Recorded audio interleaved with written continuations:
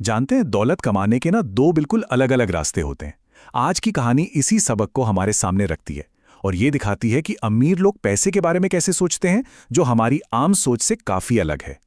तो इस एक लाइन को गहराई से समझने के लिए चलिए समय में थोड़ा पीछे चलते हैं, साल 1956 में। वहां एक 9 साल का लड़का था जिसने ये सबक पहली बार सीखा। ये एक ऐसी कहानी है जो शायद काम और पैसे को लेकर हमारे नजरिए को हमेशा के लिए बदल दे।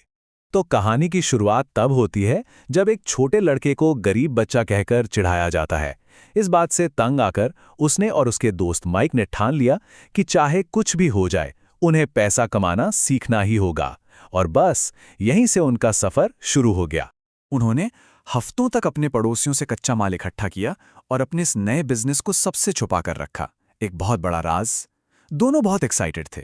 उन्हें लगा कि बस अब अमीर बनने का रास्ता मिल गया है। अब देखिए, हो सकता है कि उनका प्लान थोड़ा गड़बड़ था, लेकिन जरा उनकी क्रिएटिविटी तो देखिए। अपने आसपास की चीजों का इस्तेमाल करके उन्होंने घर में ही एक छोटी मोटी प्रोडक्शन लाइन बना ली थी।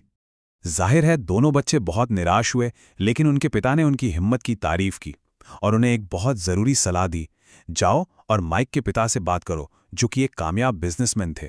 तो माइक के पिता, जिन्हें हम इस कहानी में अमीर डैड कहेंगे, उन्होंने बच्चों के सामने एक बहुत ही अजीब सा ऑफर रखा। उन्होंने कहा, तुम मेरे लिए काम करो और मैं तुम्हें सिखाऊंगा। ये कोई नॉर्मल नौकरी नहीं थी, ये तो एक इम्तिहान था। ये थी उनकी पहली सैलरी। और काम काम इतना बोरिंग था जिसकी कोई हद नहीं। हर शनिवार 3 घंटे तक डिब्बों पर जमी धूल साफ करना।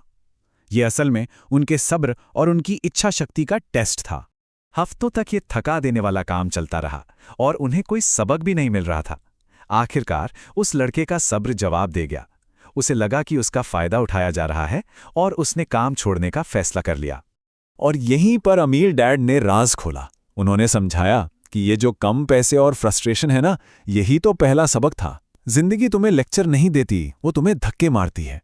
और समझदारी इसी में है कि उन धक्कों से कुछ सीखा जाए, हार मानने की बजाय। इसके बाद अमीर डैड ने एक और भी हैरान करने वाली डील पेश की। उन्होंने कहा, काम करते रहो, लेकिन अब बिना किसी पगार के। यहीं से असली सबक की शुरुआत होने वाली थी कि पैसे के लिए काम कैसे नहीं किया जाता। उन्होंने समझाया कि ज्यादातर लोग एक चूहा दौड़ यानी रैट रेस में फंसे हुए हैं। मतलब सुबह उठो, काम पर जाओ, बिल भरो और अगले दिन फिर से वही साइकिल। ये सब पैसे न होने के डर और ज्यादा पैसे की चाहत की वजह से होता है। और यहां हमें दोनों डैड्स की सोच के बीच का जमीन आसमान का फर्क साफ दिखता है। एक तरफ थे गरीब डैड जो एक सुरक्षित नौकरी का रास्ता दिखा रहे थे, और दूसरी तरफ थे अमीर डैड जो आर्थिक आजादी की बात कर रहे थे। असल सबक ये था कि पैसे की कमी के डर से घबराकर कोई फैसला लेने की जगह रुककर सोचना जरूरी है, क्योंकि असली समाधान तभी मिलता है जब दिमाग शांत हो। तो अब हफ्तों तक मुफ्त में काम करने के बाद लड़कों को मजबूरन अपना दिमाग दौड़ाना पड़ा।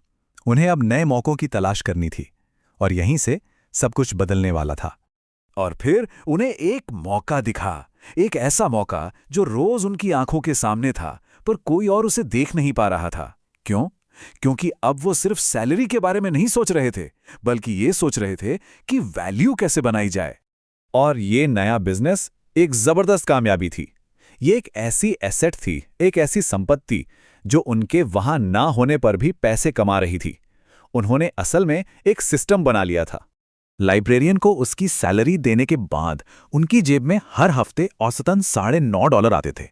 सोचिए, 1956 में 2 9 साल के बच्चों के लिए ये कितनी बड़ी रकम रही होगी। ये उनकी पहली असली जीत थी। अब वो किसी मालिक पर निर्भर नहीं थे। उन्होंने एक ऐसा सिस्टम बना लिया था जो उनके बिना भी पैसे कमा रहा था। उन्होंने असल में ये सीख लिया था कि पैसा उनके लिए कैसे काम करता है। और उनके इसी तजुर्बे से वो बुनियादी सवाल निकल कर आता है जो काम और पैसे को लेकर किसी का भी नजरिया बदल सकता है। ये सवाल सोचने पर मजबूर करता है कि आखिर हम सच में किसके लिए काम कर रहे हैं।